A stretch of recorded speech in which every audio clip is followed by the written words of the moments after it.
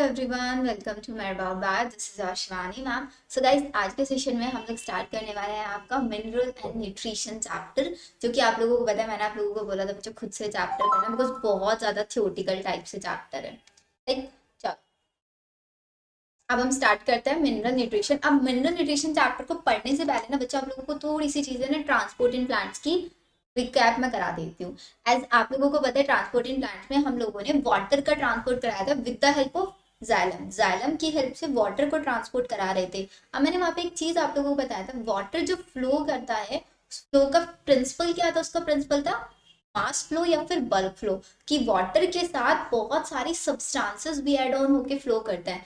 जिस स्पीड से मेरा वाटर फ्लो करेगा, सेम ही स्पीड से उसके अंदर प्रेजेंट मिनरल्स, विटामिन या कोई भी आयन है वो सब फ्लो करेंगे। तो इस चैप्टर में बेसिकली हम लोग क्या पढ़ते हैं कि वाटर के अंदर वो कौन कौन से minerals in the form of ions present होते हैं जो प्लांट्स के लिए असेंशियल हैं। बेसिकली प्लांट्स की ग्रोथ के लिए, प्लांट्स के मेटाबॉलिज्म के लिए, और प्लांट जितनी भी एक्टिविटीज कर रहा है, लाइक रेस्पिरेशन कर रहा है, वो फोटोसिंथेसिस कर रहा है, अपनी ग्रोथ का दिखा रहा है, अपनी सेल वॉल फॉर्मेशन, तो इस सारे प्रोसेस के लिए कौन कौन से न्यूट्रिएंट्स मेरे को एसेंशियल है, मतलब कौन कौन से न्यूट्रिएंट्स मेरे को चाहिए, मेरे को ये पढ़ना है इस चैप्टर में। एंड अगर न्यूट्रिएंट्स की अमाउंट को कम या ज्यादा कर दिया जाए, मतलब उनकी कंसंट्रेशन को हम लोग थोड़ा सा मैनिपुलेट करें, तो उससे प्लांट्स के मेटाबॉलिज्म पे, प्लांट की ग्रोथ पे क्या क्या इफेक्ट आने वाले हैं, उससे होने वाले डिसऑर्डर्स हम लोगों को इस चैप्टर में पढ़ने हैं। तो आई होप चैप्टर का मेन एजेंडा क्या है वो आप लोगों को क्लियर हुआ। मिनरल्स के बारे में पढ़ना है, कौन से मिनरल्स को हम एसेंशियल बोलेंगे, किस बेसिस पे एसेंशियल बोलेंगे, कितनी अमाउंट में कौन सा मिनरल उनको चाहिए होता है, ये सारी चीजें हम लोग पढ़ने वाले हैं। चलो अब हम चैप्टर स्टार्ट करते हैं विद आवर एनसीईआरटी। चलो अभी हम लोग एनसीईआरटी पढ़ते हैं कि एनसीईआरटी हमारा क्या लिखता है। The basic needs of all living organism are essentially the same. Means जितने भी लिविंग ऑर्गेनिज्म है उन सब की एक बेसिक नीड होती है जो कि सेम होती है। दे रिक्वायर मैक्रोमोलिक्यूल, जैसे कि कार्बोहाइड्रेट हो गया, प्रोटीन हो गए, फैट हो गए, water and mineral for their growth and development. हर एक लिविंग ऑर्गेनिज्म को अपनी बॉडी की प्रॉपर ग्रोथ डेवलपमेंट के लिए ये कुछ मैक्रोमोलिक्यूल्स है जो एक प्रॉपर अमाउंट में चाहिए होता है। This chapter focuses mainly on inorganic plant nutrition. इस चैप्टर का मेन फोकस क्या है कि प्लांट को कौन कौन से न्यूट्रिएंट चाहिए, कौन से वाले nutrients, inorganic nutrient, wherein you will study the method to identify essential elements essential to growth and the development of plants and the criteria for establishing the essentiality। means इस chapter में हम लोगों को क्या पढ़ना है कि कौन कौन से वो असेंशियल एलिमेंट्स है जो प्लांट की ग्रोथ और डेवलपमेंट के लिए जरूरी है। अगर मैं उनको असेंशियल बोल रही हूँ तो मैंने कौन कौन से क्राइटेरियाज को यूज किया है जिनके बेसिस पे मैंने किसी एलिमेंट को असेंशियल बोला है। You will also study the role of the essential element. सभी उन एसेंशियल एलिमेंट्स का फिर मेरे को रोल पढ़ना है, उनकी डेफिशिएंसी मेरे को देखनी है कि अगर मैंने उनके अमाउंट को कम या ज्यादा किया तो उसकी वजह से कौन सी डेफिशिएंसी हो सकती है, क्या क्या सिम्टम्स प्लांट्स के अंदर आ सकते हैं, एंड वो एलिमेंट मेरा प्लांट एब्जॉर्ब कैसे करता है, उसका मैकेनिज्म ऑफ एब्जॉर्प्शन क्या है। ये कुछ पॉइंट्स है जो हम लोगों को इस चैप्टर में पढ़ना है। The chapter also introduce you briefly to the significance and the mechanism of biological nitrogen fixation. Biological nitrogen fixation की क्यों नीड होती है? बिकॉज आप लोगों को पता है नाइट्रोजन N2 की फॉर्म में होती है, जिसको हम एटमॉस्फेरिक नाइट्रोजन बोलते हैं। प्लांट्स नाइट्रोजन को डायरेक्टली N2 की फॉर्म में नहीं लेते हैं, हमें क्या कराना पड़ता है, उस नाइट्रोजन को किसके दूसरे अल्टरनेटिव फॉर्म्स में कन्वर्ट कराना पड़ता है। अमोनिया में कन्वर्ट करा दिया, नाइट्राइट में या फिर नाइट्रेट में, उसी फॉर्म में प्लांट उसको एब्जॉर्ब कर सकता है। N2 की फॉर्म में प्लांट्स एब्जॉर्ब नहीं कर सकते, तो यहाँ पे हम लोगों को एक स्पेशल मैकेनिज्म की रिक्वायरमेंट होगी, जिस मैकेनिज्म के थ्रू मैं N2 को अमोनिया, नाइट्रेट और नाइट्राइट इन सब फॉर्म्स में कन्वर्ट कराऊंगी। तो ये हम लोगों का पूरा चैप्टर का क्राइटेरिया हुआ कि कैसे कैसे हम चैप्टर में कंटिन्यू करेंगे। अब आता है the first one topic is methods to study the mineral requirements of plant. This is the most important. अब मेरे को क्या है कि मेरे पास ऐसा कौन सा मेथड है जिस मेथड के थ्रू या जिस प्रोसेस या जिस एक्सपेरिमेंट के थ्रू मैं ये पता लगा सकती हूँ कि मेरे प्लांट के लिए मिनरल बहुत जरूरी है। अगर मैंने इस मिनरल की कंसेंट्रेशन को कम या ज्यादा किया तो प्लांट के ऊपर ये इफेक्ट आने वाला है। ये सारी चीजें मेरे को स्टडी करनी है। तो इन सब चीजों को स्टडी करने के लिए हमारे एक साइंटिस्ट थे। क्या नाम था साइंटिस्ट का? साइंटिस्ट का नाम था जूलियस वॉन सेक। जूलियस वॉन्स एक साइंटिस्ट थे, 1860 में इन्होंने एक टेक्निक डिस्कवर किया, एंड ये क्या थे, एक बॉटनिस्ट थे। बॉटनिस्ट क्या होता है, जो प्लांट्स पे स्टडी करता है। इन्होंने टेक्निक दिया, टेक्निक थी हमारी हाइड्रोपोनिक्स, या फिर हाइड्रोफोनिक्स भी हम इसको बोल सकते हैं। सो अब हम लोग समझते हैं कि हाइड्रोपोनिक्स टेक्निक क्या होता है। अब देखो, जैसे कि बच्चों हम लोगों को नाम से पता चल रहा है, हाइड्रो मीन्स क्या होता है, वाटर, एंड पॉनिक्स का मतलब होता है कि कल्चर क्रिएट करना। अब यहाँ पे हम लोग क्या करेंगे, प्लांट्स को हम लोग ग्रो कराएंगे। कैसी कंडीशन में ग्रो कराएंगे, एक सॉयल लेस कल्चर में या फिर सॉयल लेस मीडियम में हम लोग प्लांट्स को ग्रो कराएंगे। अब वाटर से क्या मतलब है यहाँ पे, कि मैं क्या करूंगी, एक प्लांट को लिया, उसको एक बीकर लिया, बीकर में रखा, एंड उस बीकर में सॉइल की जगह पे मैं वाटर रखूंगी, एंड वाटर के साथ वो सारे मिनरल्स मैं वहां पे ऐड करूंगी, जो मिनरल्स उसको सॉइल से मिल रहे होते हैं। तो ये हुआ हाइड्रोपोनिक्स। अब देखो, एक एक्सपेरिमेंट करके मैं समझाती हूँ आप लोगों को, तब ज्यादा क्लियरिटी आएगा। जैसे कि सपोज करें मैंने यहाँ पे एक बीकर लिया, राइट, बीकर में मैंने यहाँ पे प्लांट लगाया, लाइक दिस,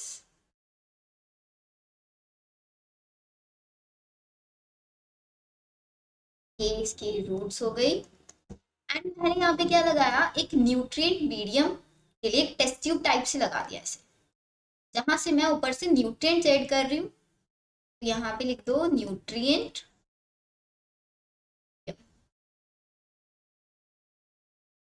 एंड वही वाटर फिलअप करेंगे इसके अंदर। अब आपको पता है वाटर को ऑक्सीजन की भी रिक्वायरमेंट होती है एयर से। अब ऑक्सीजन लेने के लिए मैं यहाँ पे एक एरेटर भी लगा दूंगी।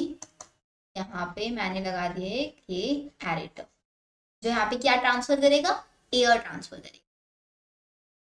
ये लगाया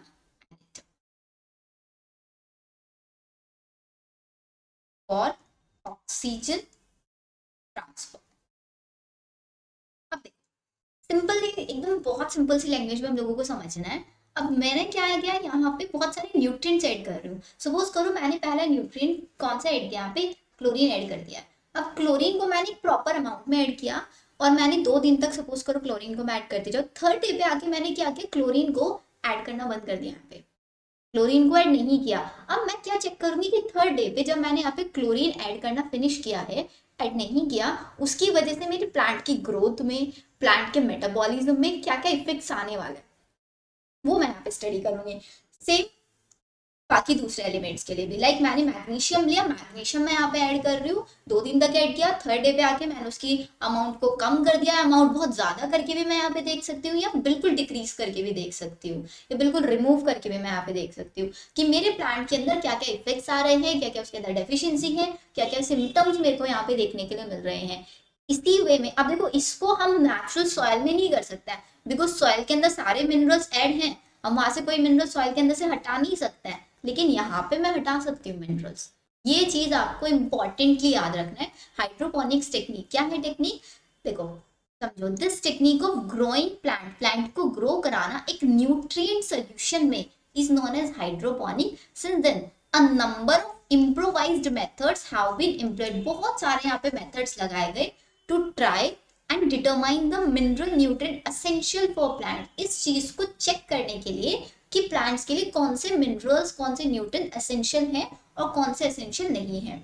the essence of all these methods involve the culture of plant, एक सॉइल फ्री मीडियम में मेरे को प्लांट्स को ग्रो कराना। सॉइल फ्री जो मैंने यहाँ पे वाटर लिया है प्लस न्यूट्रिएंट, जिसको मैंने बोला मिनरल सोल्यूशन। ये लाइन आपको क्लियर होनी चाहिए। दीज मेथड्स में क्या रिक्वायर्ड है, प्योरिफाइड वाटर चाहिए और मिनरल न्यूट्रिएंट सॉल्ट चाहिए यहाँ पे। Can you explain why this is so essential, minerals की जरूरत क्यों होती है, वो हम लोग आगे पढ़ेंगे कि कौन सा मिनरल्स मेरे प्लांट के अंदर क्या क्या रोल प्ले करता है। After a series of experiment in which the roots of the plants were immersed in nutrient solution, nutrient solution के जैसे मैंने अभी आपको दिखाया, उसके roots immerse कर दिया, wherein an element was added, substitute, removed or given in varied concentration, different concentration, and a mineral solution suitable for the plant growth was obtained.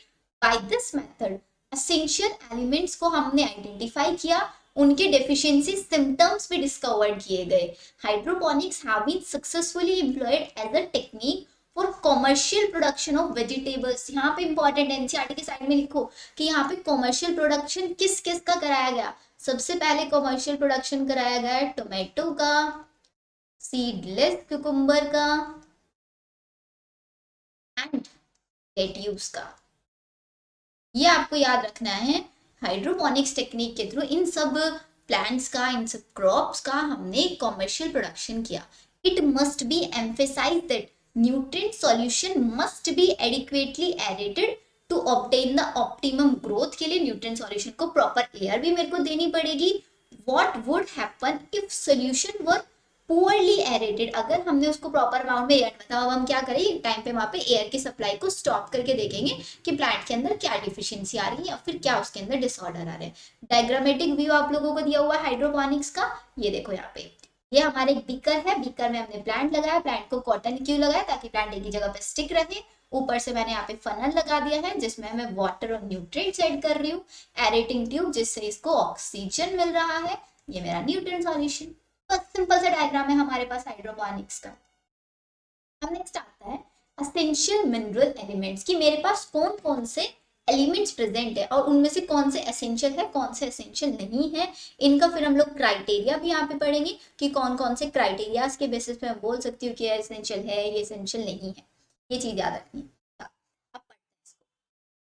देखो, most of the minerals present in soil can enter plant through roots. अब ये चीज तो हम लोगों को clear है कि सॉइल से ही हम लोगों को मिनरल्स मिलते हैं, रूट्स उनको एब्जॉर्ब करती है।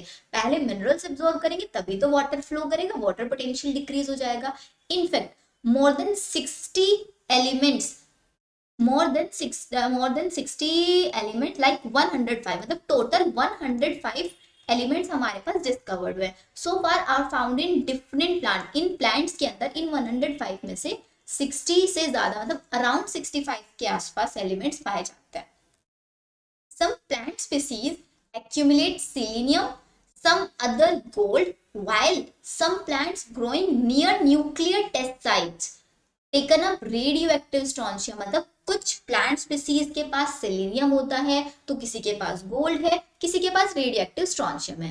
These are the techniques that are able to detect the minerals even at a very low concentration. ये कुछ टेक्निक्स हैं, इन टेक्निक्स के थ्रू, मतलब हमारे पास कुछ ऐसी टेक्निक्स है जिनके थ्रू हम डिटेक्ट कर सकते हैं कि मिनरल को हम लो से लो कंसेंट्रेशन में भी डिटेक्ट कर सकते हैं। The question is whether all the diverse mineral elements present in a plant, क्या सभी टाइप के मिनरल्स प्लांट के अंदर प्रेजेंट होते हैं, जैसे कि गोल्ड हो गया, selenium as mentioned above, are really necessary for plant.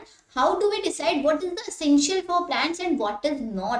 मतलब अब हम लोगों को पता है 60 से ज्यादा एलिमेंट्स प्रेजेंट होते हैं, लाइक सेलेनियम, गोल्ड, कुछ रेडियोएक्टिव स्ट्रॉन्शियम इस टाइप के भी प्रेजेंट होता है। हम उनकी लो से लो कंसेंट्रेशन में भी अगर कोई एलिमेंट प्रेजेंट है उसको भी हम वहां पे डिटेक्ट कर सकते हैं। अब मेन चीज आती है कि मैं कैसे बताऊंगी कि कौन सा एलिमेंट मेरे लिए एसेंशियल है और कौन सा नहीं है। मतलब एक क्राइटेरिया मेरे को यहाँ पे डिसाइड करना पड़ेगा ना एलिमेंट्स को एसेंशियल और नॉन एसेंशियल बोलने के लिए, राइट ना। तो वही चीज हम लोगों को क्लियर करना है। अभी हम लोग इसका थोड़ा सा क्राइटेरिया देख लेते हैं। तो सबसे पहला आता है क्राइटेरिया फॉर एसेंशियलिटी। अब आप लोग बताएं किसकी एसेंशियलिटी की हम यहाँ पे बात करें। तो पहला क्राइटेरिया है कि किसी एलिमेंट को मैं एसेंशियल सिर्फ एक केस में बोलूंगी कि मेरा वो एलिमेंट प्लांट की नॉर्मल ग्रोथ के लिए, प्लांट के डेवलपमेंट के लिए, प्लांट के रिप्रोडक्शन के लिए नेसेसरी होना चाहिए। और अगर उस एलिमेंट की एब्सेंस हुआ प्लांट में तो प्लांट की ग्रोथ, रिप्रोडक्शन, जो भी एसेंशियल प्रोसेस है वो रुक जाने चाहिए, वो होना चाहिए। अब देखो पहला पॉइंट ये लिखता है element must be absolutely necessary for supporting normal growth and reproduction. मतलब वो एलिमेंट नेसेसरी होना चाहिए सपोर्ट करने के लिए नॉर्मल ग्रोथ और रिप्रोडक्शन के लिए। In the absence of the element, element की एब्सेंस में plants do not complete their life cycle और सेट द सीड्स। मतलब प्लांट्स अपनी लाइफ साइकिल फिनिश ना कर पाए और अपना सीड्स भी फॉर्मेशन ना कर पाए, उस केस में मैं उस एलिमेंट को बोलूंगी कि ये एलिमेंट मेरे प्लांट के लिए बहुत एसेंशियल है। नेक्स्ट क्राइटेरिया रहेगा कि अगर कोई एलिमेंट की डेफिशिएंसी मेरे प्लांट के अंदर हो गई, उस एलिमेंट का रोल स्पेसिफिक होना चाहिए कि उसकी वजह से ये डेफिशिएंसी हो रहा है, और वो एलिमेंट इररिप्लेसेबल भी होना चाहिए, उसका रोल स्पेसिफिक होना चाहिए। सपोज करो मेरा कोई एलिमेंट है, लाइक सपोज मैग्नीशियम है। मैग्नीशियम कहाँ पे प्रेजेंट होता है? क्लोरोफिल में। अगर मैग्नीशियम नहीं होगा तो प्लांट फोटोसिंथेसिस नहीं कर पाएंगे। एग्जाम्पल ले रही हूँ सिर्फ यहाँ पे। तो अगर मेरे पास मैग्नीशियम की एब्सेंस हुआ तो इसके एब्सेंस में क्लोरीन आके ये नहीं बोलना चाहिए कि अब मैग्नीशियम नहीं है तो कोई बात नहीं, मैं करा देता हूँ फोटोसिंथेसिस, ऐसा नहीं होना चाहिए। वर्क स्पेसिफिक होना चाहिए, इसके अलावा ये काम कोई और परफॉर्म नहीं कर रहा हो, इसकी एब्सेंस में कोई दूसरा आके इसका टेक ओवर ना करेगा, ये चीज होना चाहिए। तो the requirement of the element must be specific and not replaceable by another element, किसी दूसरे एलिमेंट से उसका काम रिप्लेस नहीं होना चाहिए। In other words, deficiency of any one element cannot be met by supplying some other element, मतलब एक एलिमेंट की डेफिशिएंसी को हम किसी दूसरे एलिमेंट से फुलफिल नहीं कर पाएंगे, उस केस में ही हम किसी एलिमेंट को एसेंशियल बोलेंगे। The element must be directly involve in the metabolism of the plant, plant का मेटाबॉलिज्म लाइक उसका फोटोसिंथेसिस, उसका रेस्पिरेशन, उसकी proper growth, reproduction, seed formation, flowering, इन सभी मेटाबॉलिज्म में उसका डायरेक्टली इन्वॉल्वमेंट होना चाहिए, इन्हीं बेसिस पे हम उसको एसेंशियल बोलेंगे। नेक्स्ट आता है, based upon the above criteria only a few elements have been found to be absolutely essential for plant growth and metabolism। इन सब क्राइटेरिया के बेसिस पे आउट ऑफ 65 हमारे पास कुछ ही एलिमेंट्स है जिनको मैं बोलूंगी कि एसेंशियल है। अब उन्हीं एलिमेंट्स को मैंने दो पार्ट्स में डिवाइड कर दिया है, एक वो एलिमेंट जो मेरे को ज्यादा अमाउंट में चाहिए होता है, ज्यादा अमाउंट का मतलब होता है यहाँ पे 10 मिली मोल पर केजी ड्राई वेट, मतलब एवरी ड्राई वेट में 1 केजी ड्राई वेट के लिए 10 मिली मोल से ज्यादा अगर हम लोगों को रिक्वायरमेंट है किसी एलिमेंट की, तो मैं उसको बोलूंगी कि वो मैक्रोन्यूट्रिएंट है। और अगर किसी की रिक्वायरमेंट है लेस देन 10 मिली मोल पर केजी, तो उसको हम बोलेंगे माइक्रोन्यूट्रिएंट। अब द क्वेश्चन अराइजेस, मैक्रो किसको बोलेंगे, माइक्रो किसको बोलेंगे, एक क्वेश्चन यहाँ पे बहुत गारंटेड बन सकता है। अब नेक्स्ट चीज आती है कि कौन सा एलिमेंट मेरा मैक्रो है और कौन से माइक्रो है, ये भी हम लोगों को आइडेंटिफाई करना है। चलो देखो, तो मैक्रो न्यूट्रिएंट्स क्या होते हैं, are generally present in plant tissues, large amount में प्रेजेंट होता है, 10 मिलीमोल पर केजी ऑफ ड्राई वेट से ज्यादा अमाउंट में चाहिए होता है। एग्जाम्पल्स देखो, carbon, hydrogen, oxygen, nitrogen, phosphorus, sulphur, potassium, calcium, magnesium, ये सारे। अब द क्वेश्चन राइजेस, इनको याद कैसे रखोगे, याद कैसे रखने के लिए लिखो CH1, सी कार्बन, हाइड्रोजन, ऑक्सीजन, नाइट्रोजन, ये लिखा। फिर इसके बाद लिखोगे PK, Mg, मैग्नीशियम है ना, मैग्नीशियम, SCA। अब देखना जरा सारे के सारे कवर अप हुए कि इसमें ट्रिक में 1 2 3 4 4 5 6 7 8 9, 1 2 3 4 5 6 7 8 9 हो गए पूरे। अब इनकी ट्रिक कैसे लिखो, CHON, CHON से क्या निमोनिक्स बन रहा है बच्चों, चोन या फिर कौन बन रहा है ना, तो यहाँ पे लिखोगे कौन पीके, ये मूवी वाला पीके नहीं है, पीने वाला पीके है, कौन पीके। MG मतलब मग, मग, S मतलब से, का मतलब कॉफी, कौन पीके गया मग से coffee. CHON carbon, hydrogen, oxygen, nitrogen, PK phosphorus, potassium, PK, magnesium MG, S sulphur, calcium, coffee. तो ये याद हो गए कि ये हमारे पास है सारे मैक्रोन्यूट्रिएंट। अब माइक्रो को कैसे याद रखोगे, बताओ जल्दी से। माइक्रो को याद रखने की ट्रिक, सबसे पहले देख लो माइक्रो कौन कौन से होते हैं, जो लेस देन 10 मिलीमोल पर केजी से कम चाहिए होता है, iron, magnesium, copper, molybdenum, zinc, boron, chlorine and निकल। इसकी ट्रिक बताओ जल्दी से कैसे याद रखोगे, लिखो इसकी ट्रिक। सबसे पहले क्या लिखोगे, आयरन, मैग्नीज, Mn, पहले लिखो Mn फॉर मैग्नीज, Zn, नहीं Zn नहीं, BO पहले, Zn BO, Zn, chlorine, MO molybdenum, निकल एंड। अब इसकी ट्रिक कौन बता सकता है, क्या बना सकते हैं हम यहाँ पे ट्रिक, Mn मतलब मैग्नी, BO बॉम्बे, BO से बोरॉन है ना, तो बॉम्बे को ऐसे लिख दूं। Zn मतलब जाकर, जाकर को हिंदी में लिखे जैसे मर्जी वैसे लिख लो, जैसे आपको याद रहता है। Cl मतलब साइकिल, में, मो से, मो याद रख, मॉलिब्डेनम में, इसको ऐसे याद रखना है, मैंने बॉम्बे जाकर, Zn जाकर, साइकिल, एक छूट गया ना हमारा, हाँ कॉपर रह गया है, इसको भी ऐड कर लो बच्चों बीच में, यहाँ पे ऐड कर लेना बीच में CO। CO मतलब होता है कुएं। कुएं, मो मतलब में, नी मतलब नहीं, पी मतलब फेंकी। बताओ, ये ट्रिक याद कर पा रहे हो? मैंने बॉम्बे जाकर साइकिल कुएं में नी मतलब नहीं फेंकी। मैंने मैग्नीज, बॉम्बे बोरॉन, जिंक जाकर साइकिल क्लोरीन, कुएं कॉपर, में मॉलिबेडनम, नी निकल, फेंकी आयरन। ऐसे आप ये याद रख सकते हो कि कौन से मेरे पास मैक्रो न्यूट्रिएंट्स है एंड कौन से माइक्रो न्यूट्रिएंट्स है। बहुत इंपॉर्टेंट बच्चे, क्वेश्चन यहाँ से 101% बनेगा।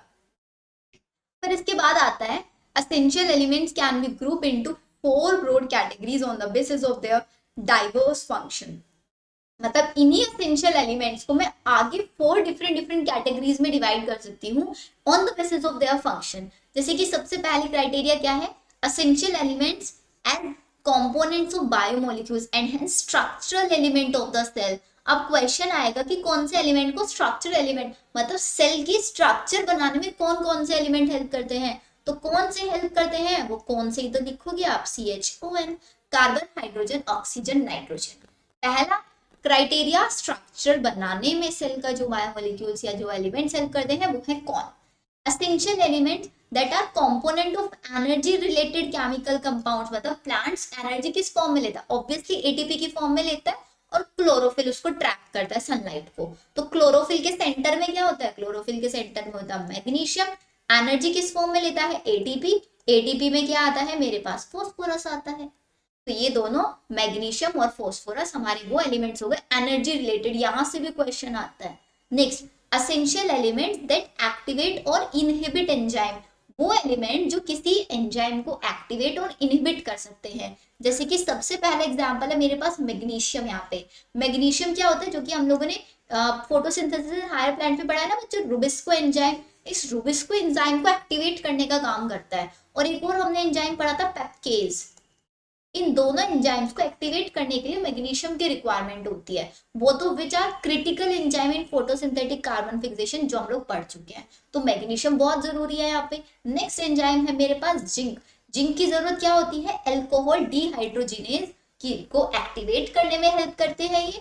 और मॉलिबेडनम का काम क्या होता है? Nitrogenase during nitrogen metabolism. Nitrogen metabolism के टाइम पे एक एंजाइम हम लोग पढ़ेंगे, इसी चैप्टर में पढ़ने वाले, डोंट वरी, नाइट्रोजिनेज। उसके लिए मॉलिबेडनम बहुत जरूरी होता है। तो इनको हाईलाइट करके लिखो। पहले पॉइंट्स कैसे बना के लिखोगे? Structure element of cell CHON, energy related elements magnesium ATP, enzymes में कैसे लिखोगे? फोटोसिंथेटिकली जो चाहिए कौन कौन सा मैग्नीशियम चाहिए, किसके लिए? रुबिस्को और पैप्केज के लिए मेरे को मैग्नीशियम चाहिए। जिंक किसके लिए चाहिए? अल्कोहल डिहाइड्रोजिनेज के लिए चाहिए। नेक्स्ट में लिखोगे आप मॉलिबेडनम चाहिए नाइट्रोजिनेज के लिए। एग्जैक्टली ऐसे नोट्स आप लोगों के बने होने चाहिए। नेक्स्ट आता है some essential element can alter the osmotic potential of a cell. Potassium क्या करता है? एक इंपॉर्टेंट रोल प्ले करता है। अब आप लोगों ने पढ़ा है पहले malate theory, potassium malate theory. Potassium malate accumulate होगा तभी ओपनिंग एंड क्लोजिंग होगा स्टोमेटा का। तो ओपनिंग और क्लोजिंग ऑफ स्टोमेटा क्या करता है? ऑस्मोटिक बैलेंस मेंटेन करता है। तो अगर पोटेशियम की कमी हुई तो प्लांट के अंदर क्या हो सकता है? ऑस्मोटिक डिसबैलेंस हो सकता है। तो ये आप लोगों को याद रखना है नेक्स्ट पॉइंट यहाँ से। अब नेक्स्ट आता है role of macro and micro nutrients के क्या क्या रोल हो सकते हैं। इसको हम लोग कवर करेंगे अपने नेक्स्ट लेक्चर में। आज का लेक्चर थोड़ा सा छोटा मैंने बनाया है बिकॉज लास्ट वाला लेक्चर थोड़ा ज्यादा लेंथी हो गया था, बच्चे थक गए थे। छोटे छोटे लेक्चर्स में इसको पढ़ेंगे हम लोग चैप्टर को। पर जितना मैंने बोला पहले आज यहीं तक के नोट्स प्रिपेयर कर लो। और इससे पहले मैंने आप लोगों को ट्रांसपोर्टिंग प्लांट पढ़ा दिया है और फोटोसिंथेसिस, उन दोनों के जितने ज्यादा से ज्यादा पॉसिबल हो पाए ना बच्चों, क्वेश्चन प्लीज प्रैक्टिस कर लेना। बिकॉज क्वेश्चन प्रैक्टिस करोगे तभी आप लोगों को कॉन्फिडेंस बनेगा प्लांट फिजियोलॉजी में। सारी प्लांट फिजियोलॉजी ना आपके सर के ऊपर से जाएगा। ठीक है, पहले इसमें पूरा कॉन्फिडेंस बिल्डअप करेंगे, उसके बाद हम लोग ह्यूमन फिजियोलॉजी को कंटिन्यू करेंगे। So see in the next video, bye everyone.